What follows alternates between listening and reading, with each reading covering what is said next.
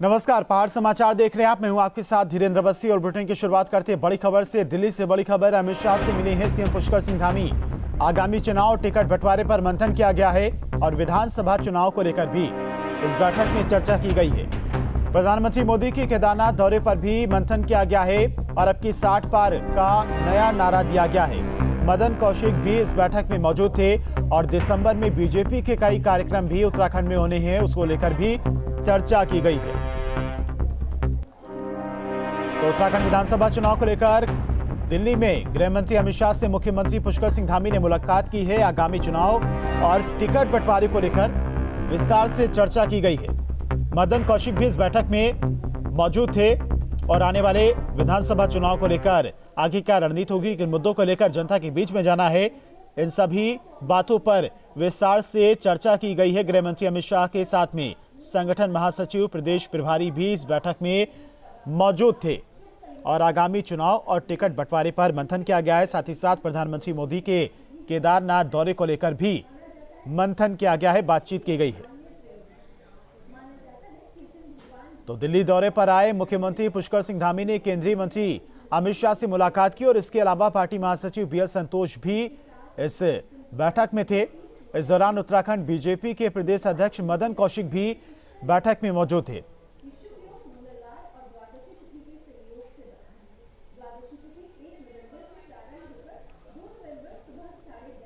और सीएम पुष्कर सिंह धामी रुद्रप्रयाग के दौरे पर रहे। चोपता में आयोजित औद्योगिक विकास, कृषि एवं पर्यटन महोत्सव में सीएम धामी ने बताया कि दिगधार में सैनिक स्कूल का काम जल्द शुरू होगा। राज्य सरकार ने 1 करोड़ की धनराशि रिलीज की है। मुख्यमंत्री धामी ने तुंगनाथ भगवान के शीतकालीन गद्दी स्थल में आयोजित 1 दिवसीय तुंगनाथ महोत्सव का उद्घाटन किया।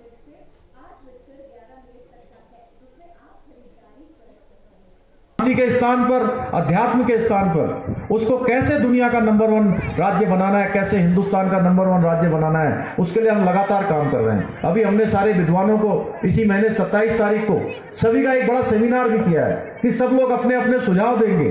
हर साल अभी आपदा आती है, यहाँ पर जिस प्रकार से जलवायु है, जिस प्रकार से यहाँ की भौगोलिक परिस्थितियां हैं, उन भौगोलिक परिस्थितियों में हमारा राज्य सबसे अच्छा राज्य बने, उसके लिए हम लोग काम कर रहे हैं। और सोमवार को उत्तराखंड को पहला इंटरनेट एक्सचेंज मिल गया है। केंद्रीय इलेक्ट्रॉनिक्स एवं इंफॉर्मेशन टेक्नोलॉजी राज्य मंत्री राजीव चंद्रशेखर और राज्यसभा सांसद अनिल बलूनी ने संयुक्त रूप से इसका उद्घाटन किया। आपके टीवी स्क्रीन पर 2 तस्वीरें हैं। केंद्रीय मंत्री राजीव चंद्रशेखर और सांसद अनिल बलूनी वर्चुअल तौर पर इस कार्यक्रम में जुड़े थे। देहरादून से बीजेपी विधायक उमेश शर्मा काऊ, विधायक दीवान सिंह बिष्ट समेत कई लोग मौजूद थे। राज्यसभा सांसद अनिल बलूनी ने कहा कि उत्तराखंड विषम भौगोलिक परिस्थितियों वाला राज्य है, जहां इंटरनेट कनेक्टिविटी की समस्याएं हैं। प्रदेश के दूरस्थ क्षेत्र जो बॉर्डर से लगे हुए हैं, वहां पर लोगों को डिजिटल इंडिया से जोड़ने के लिए इंटरनेट को ज्यादा मजबूत करने की जरूरत है। केंद्रीय मंत्री राजीव चंद्रशेखर ने कहा कि सांसद अनिल बलूनी पिछले लंबे समय से इसके लिए प्रयास कर रहे थे। उत्तराखंड में इंटरनेट कनेक्टिविटी बेहतर करने के लिए सभी जनपदों में इंटरनेट एक्सचेंज होना चाहिए।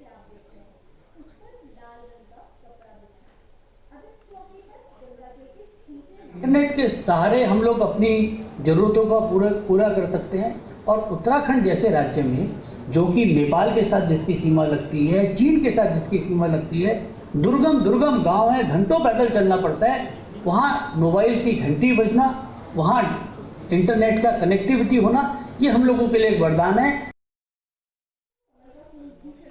और अगले साल होने वाले विधानसभा चुनाव से पहले सियासी दल अपना जनाधार बढ़ाने की कोशिश में जुटे हुए हैं और इसी के तहत पौड़ी गढ़वाल की यमकेश्वर विधानसभा सीट से बीजेपी विधायक रितु खंडूरी अपनी विधानसभा क्षेत्र जनता के बीच में जा रही हैं। दुगड्डा गांव में रितु खंडूरी का जोरदार स्वागत किया गया। जनता के बीच पहुंचकर उन्होंने अपने क्षेत्र में कराए गए विकास कार्यों को गिनाया। उन्होंने कहा कि सड़क, स्वास्थ्य और पानी की समस्याओं को प्राथमिकता के आधार पर पूरा किया गया है। इलाके में करीब 383 किलोमीटर की सड़क का निर्माण है और जल संसाधनों को चालू कराया गया है। तो विधानसभा चुनाव के नजदीक आते ही तमाम विधायक, सांसद अपने क्षेत्रों का दौरा कर रहे हैं और इसी दौरान रितु खंडूरी भी अपने क्षेत्र में पहुंची थी और जनता के बीच में जाकर जो उन्होंने पिछले कार्यकाल के दौरान जो काम कराए हैं उसको लेकर जनता को रूबरू करवाया। और दिवाली मिलन कार्यक्रम का आयोजन किया गया था। उसी में शामिल होने के लिए रितु खंडूरी अपने विधानसभा क्षेत्र पहुंची थी, जहां पर उन्होंने जनता से मुलाकात भी की, उनकी समस्याएं भी सुनी।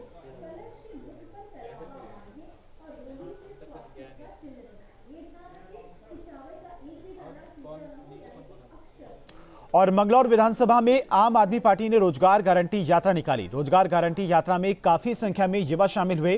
कर्नल कोठियाल ने बताया कि रोजगार गारंटी यात्रा को जनता का भरपूर समर्थन मिल रहा है। बता दें कि आम आदमी पार्टी की इन दिनों रोजगार गारंटी यात्रा चल रही है और इसको लेकर लगातार प्यार मिल रहा है।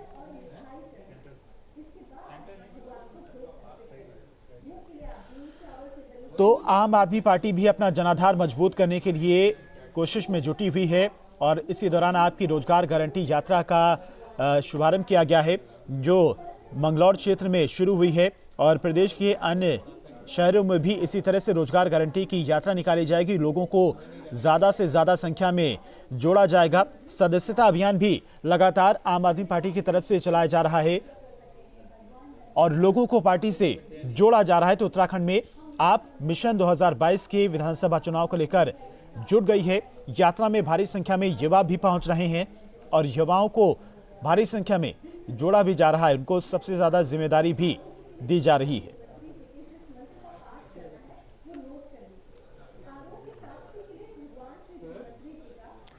और उत्तराखंड के राज्यपाल गुरमीत सिंह ने 2 दिन के टिहरी दौरे के आखिरी दिन भारत सरकार की योजनाओं की तारीफ की। 2 दिन में उन्होंने जनपद भ्रमण के दौरान महिला स्वयं सहायता समूहों, महिला मंगल दलों के सदस्यों और एनजीओ के सदस्यों से मुलाकात की। उन्होंने कई विभागों की लगाई गई प्रदर्शनी का निरीक्षण भी किया और महामहिम ने बताया कि वो महिलाओं को वृक्षारोपण, नशा उन्मूलन और सामाजिक कार्यों से वो प्रभावित हुए हैं।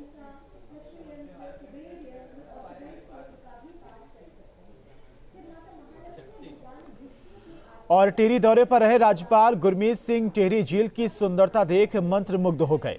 राज्यपाल ने टिहरी झील में नाव से सैर की और टिहरी डैम और डैम के पावर हाउस का निरीक्षण किया। इस दौरान उन्होंने कहा कि टिहरी झील बेहद शानदार है, यहां देश भर से पर्यटक को आना चाहिए। राज्यपाल के मुताबिक टिहरी बांध इंजीनियरिंग का बेमिसाल नमूना है और ये राष्ट्र के विकास की अहम कड़ी है। राज्यपाल ने कहा कि टिहरी झील, डोबरा चाटी पुल और फ्लोटिंग हाइट्स वाकई बेहतरीन पर्यटक स्थल हैं। इसके अलावा राज्यपाल ने पूरे देशवासियों से एक बार टिहरी झील घूमने आने की बात कही है।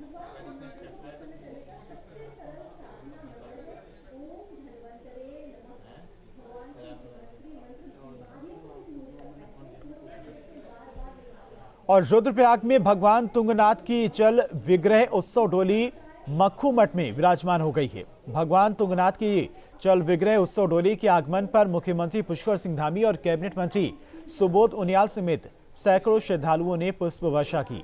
मंगलौर से भगवान तुंगनाथ की शीतकालीन पूजा मक्खू मठ में विधिवत होगी।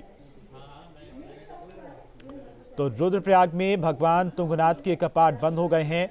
अब उनकी गद्दी शीतकालीन सत्र के लिए मक्खू मठ में स्थापित की जाएगी और सीएम धामी ने डोली पर पुष्प अर्पित कर डोली को रवाना किया। भारी संख्या में वहां पर श्रद्धालु भी मौजूद थे और राज्य सरकार के कई मंत्री भी इस दौरान वहां पर मौजूद थे। तो भगवान तुंगनाथ अब मक्खू मठ की गद्दी पर विराजमान होंगे शीतकालीन के दौरान।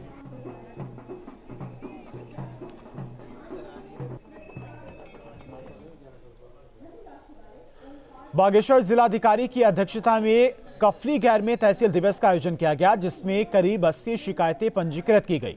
इन शिकायतों में ज्यादातर सड़क मार्ग, पेयजल, बिजली और खाद्यान्न से जुड़ी हुई थी। डीएम ने संबंधित अधिकारियों को 15 दिन के अंदर तमाम समस्याओं के निस्तारण के आदेश दिए हैं। बता दें कि तहसील दिवस में क्षेत्रीय विधायक चंदन रामदास, पुलिस अधीक्षक, मुख्य विकास अधिकारी पहुंचे थे। यहाँ पे कंप्लेंट्स आई है जो हमारी 18 और 19 को जो हमारी आपदा आई थी उसके अंतर्गत यहाँ पे काफ़ी क्षति होने की सूचना हमें प्राप्त हो रही है, जिसमें काफ़ी लोगों के जो घर के आंगन हैं और उनकी जो सुरक्षा दीवार है वो क्षतिग्रस्त हो गए। तो मैंने इसमें एसडीएम को इसमें डायरेक्शंस दे दिए हैं कि वो सारे जितने भी हमारे पास एप्लीकेशंस आई है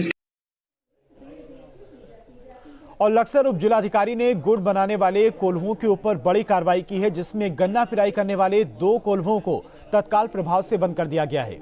एसडीएम ने बताया कि लक्सर के रजबपुर गांव में गुड़ बनाने के लिए ईंधन का इस्तेमाल करने की जगह प्रतिबंधित पॉलिथीन, मोबाइल के कवर, रबर टायर और रबर ट्यूब को जलाने का काम किया जा रहा है, जिससे क्षेत्र में वातावरण दूषित हो रहा है।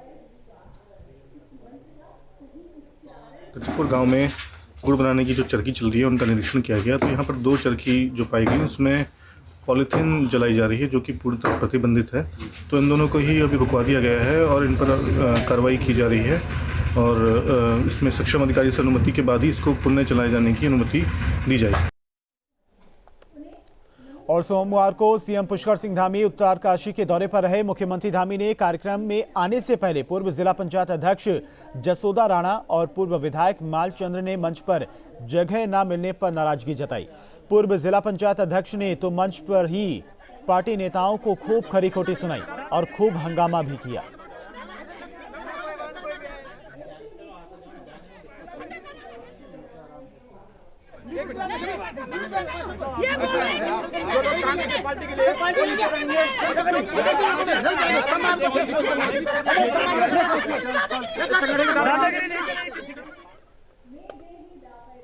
और गंगोत्री में सीजन की पहली बर्फबारी हुई है। उत्तरकाशी में मौसम एक बार फिर से बदला है। बर्फबारी की वजह से पहाड़ पर ठंड बढ़ गई है।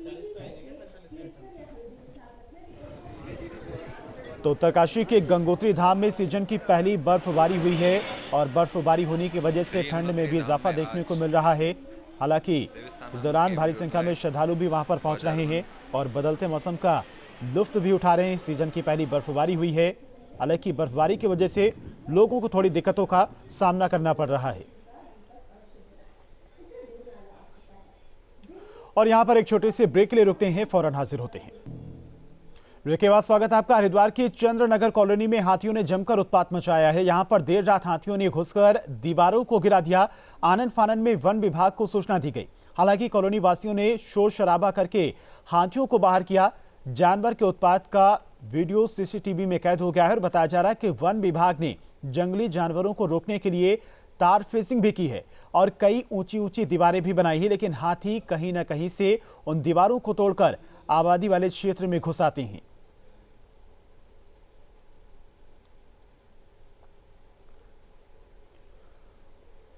और कुमाऊं के सबसे ज्यादा छात्र संख्या वाले एमबीपीजी महाविद्यालय में 3 दिन से छात्र भूख हड़ताल पर हैं। महाविद्यालय के 51 पद समाप्त करने और 460 सीटों को दूसरे महाविद्यालय में शिफ्ट करने के विरोध में छात्रों ने भूख हड़ताल की है। इनकी मांग है कि सूबे के उच्च शिक्षा मंत्री और महाविद्यालय प्रशासन को तत्काल छात्रों के प्रवेश दोबारा खोलनी चाहिए, जिससे आसपास के क्षेत्रों से यहां पढ़ाई की इच्छा रखने वाले छात्रों को दाखिला मिल सके। मांगे पूरी नहीं होने पर छात्रों ने भूख हड़ताल के साथ उग्र आंदोलन की चेतावनी दी है।